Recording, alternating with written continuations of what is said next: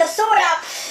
Because this one, it's all about Deathstroke. It's all about Deathstroke. Deathstroke is, he's so amazing in this episode. Yes, stroke, the death, stroke, the death. Yes, yes, this is the episode that you know what? I don't want to freak you guys out, so I'm just gonna put this away. Don't mind the sword.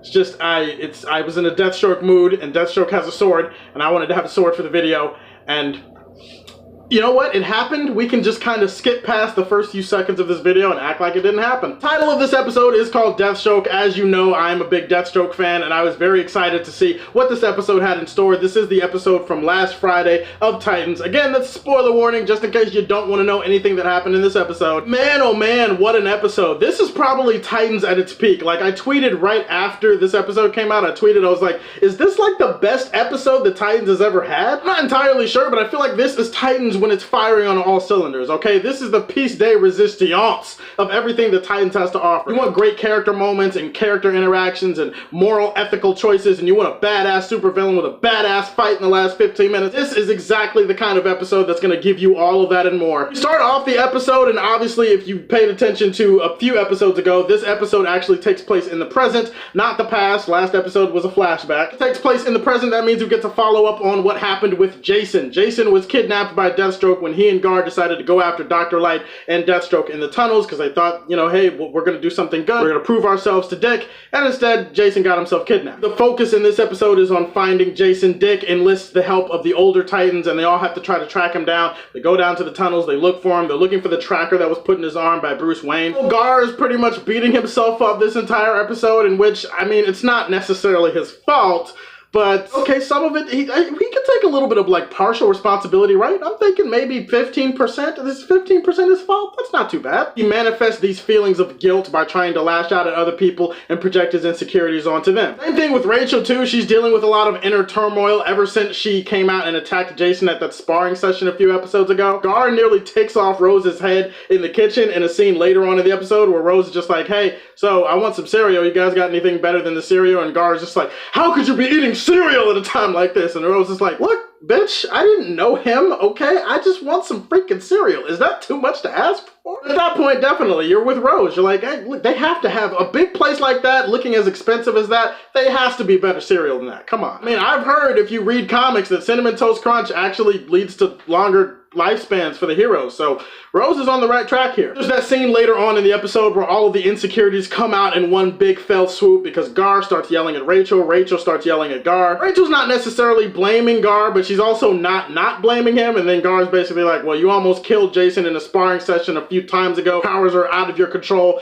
and then Rachel gets mad at him, and then it ends up like being like a screw you type of moment, and of course they're teenagers, this type of shit's gonna happen. There are two great standout scenes with Raven in this episode. One involves her talking to Corey, because you know Corey comes from where she was because she needs her babies. Like I said, this is Mama coming home to take care of her babies. The whole scene with her and Rachel is a great conversation because Starfire is basically like, yeah, Mama knows, sugar. Mama knows. Just tell me. Come here. Give me your love. Tell me what you need. And Rachel's insecurities basically stem from the fact that these powers scare her and she doesn't know, like, if these powers keep her from being a good person or not. And Starfire is basically like, look, you're gonna have to just choose to be good. And sometimes it's more complicated than that, but that's just how it has to be. Of course, this decision gets put to the test when Rose is trying to escape from Titan's Tower later on in the episode, and Raven, she pretty much sends her soul to the afterlife. Very blah blah blah way of saying that basically Rachel fucks her up, like she messes her up really bad. Her body's bent into like a pretzel, they think that she's dead, and then of course she comes back from the afterlife a few minutes later and she's alive, I guess, so there's that. Most of the action in this episode revolves around the Titans teaming up and trying to find Jason. Jason is being held captive by Deathstroke. Now I've given lots of praise to Deathstroke so far in this show. The actor who plays him, Morales, I can't remember his full name. I'm mad that I keep forgetting his name. I love the quiet presence and menace that he brings to the role. I love the way he looks in the outfit. He's in his full Deathstroke outfit for the entire episode in this one. He has a lot of badass moments. A moment where he's just sitting there calmly while Jason is tied up and Dr. Light is losing his shit because he wants revenge for what happened 5 years ago, and Deathstroke's like, I mean, you know,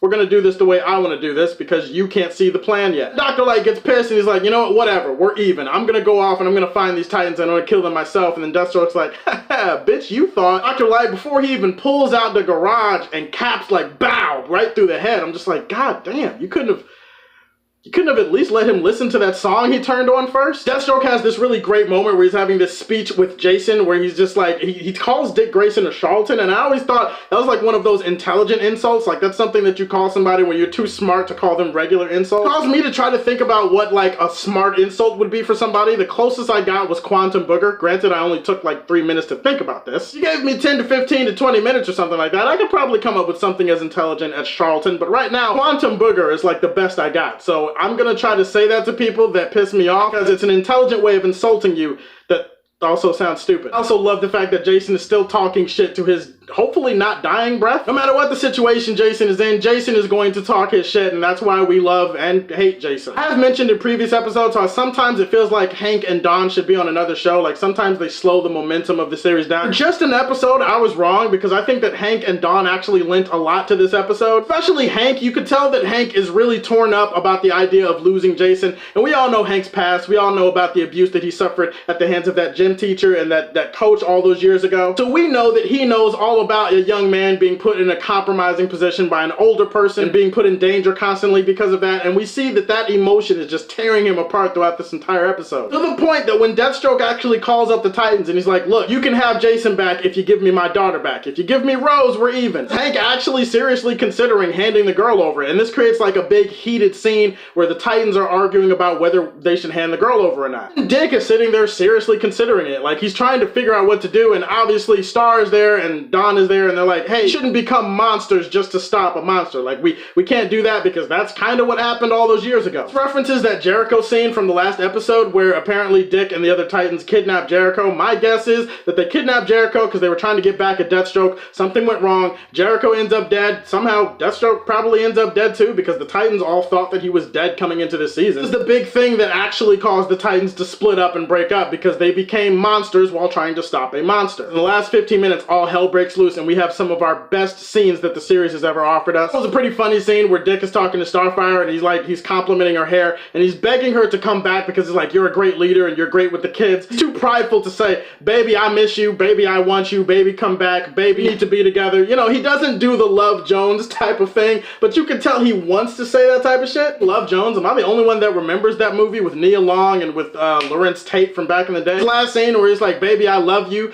and that's urgent like a motherfucker. Does anybody remember that? I feel like I'm the only one that remembers that movie. Hey, Dick has his chance to say that to Starfire, decides not to say it, but he's basically saying it without saying it. Starfire even chides him when she finds him later after he tries to set up a secret meeting with Deathstroke. And she's like, were you really gonna say goodbye while just complimenting my hair? Is that really what you were gonna do? And Dick's like, yeah, Deathstroke, let's take care of that first. Deathstroke has Jason rigged with explosives to the side of a building. If he presses a button, Jason falls to his death, basically. This leads to one of the best fights that the series has ever had. We get to see Deathstroke and Dick Grayson and Starfire all engaged 2-on-1. It's amazing stuff. I love the little shit that Starfire is doing throughout the fight where she uses her energy and she creates like a force field around her hands. That's some shit that I've seen in the comics. Dick, of course, is doing his best going at Deathstroke, and I'll just say this, Deathstroke handles himself very well, considering the fact that Starfire is a super strong alien. He handles himself well against her. He handles himself well against Dick. In fact, he kicks Dick's ass a couple of times. If you ever needed to be sold that the Deathstroke in this show could be a badass and could hold his own with the Titans by himself, guess what? This episode should have answered all of those questions and concerns for you. And Jason is falling, Dick can't save him, and it ends on a cliffhanger. My guess is he's not gonna die. Come on, they're not gonna kill Jason that way. Jason is gonna be saved either by Donna or by Starfire,